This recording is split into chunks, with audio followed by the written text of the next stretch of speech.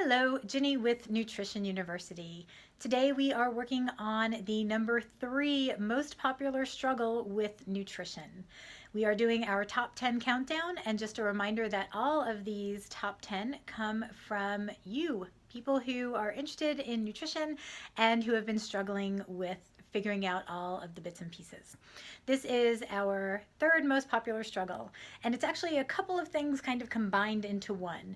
It's binging, portion control, and overeating. What I find with this, not getting into the emotional side of binging and overeating, but looking at strictly a physical, I am starving and I can't help it, I had to eat a whole lot of food in a short amount of time. Most often this stems from taking way too long in between when we're eating. Does it sound like a typical day for you? Wake up, probably hit the snooze bar 1 or 2 times too many, now you're late. Breakfast doesn't happen, maybe grab a cup of coffee on the way into the office. Hitting deadlines all day, maybe have lunch, maybe not, and if you do, it's often something grab and go, sometimes even something out of a vending machine. Then stay around or come back after lunch if you even got away from the desk for lunch. Come back after lunch, more deadlines, maybe a meeting with your boss, things that need to get done before you go home at 5 o'clock. 5 o'clock comes and you are running again. You're off picking up kids from school. You are taking them from point A to point B in one activity over to another one. By the time you finally get home, it's maybe 6, maybe 7 o'clock, and you realize, wow, the only thing I've eaten all day is a bag of potato chips. Maybe you had a decent lunch. Now you're home, you're starving because it's been 6, 8, maybe even 10 hours since you last ate.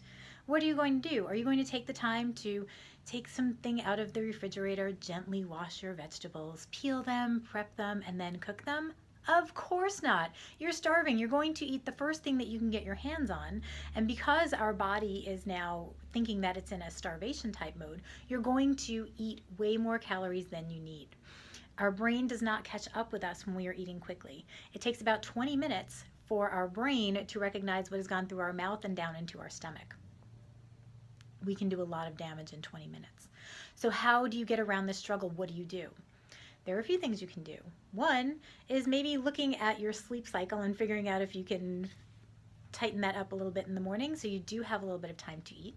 You can also do something like overnight oats, which is you take your oatmeal and you add things like maybe some almond milk or some other plant-based milk.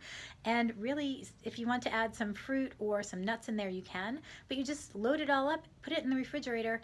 It takes care of itself overnight. When you wake up in the morning, it's ready to eat. You can take it in the car with you and eat it when you get to the office, or you can have it before you leave. Have a cooler or some kind of stash of snacks. You can maybe have it in the refrigerator at work, or you can stash things like protein bars or some fruit and nut bars. You can stash those in the glove compartment so that you don't end up with these giant gaps in time between when you're eating. When we are not in a starvation mode, we can make rational decisions about what we want to put into our bodies, and we will make much better decisions because we're not trying to feed the beast. So nutrition struggle number 3, how do I avoid the overeating? Step number 1 is to really avoid those giant gaps in between when you're eating. Join me tomorrow for video number 2, where we go through the number 2 problem, 2nd most popular struggle that everyone has with nutrition.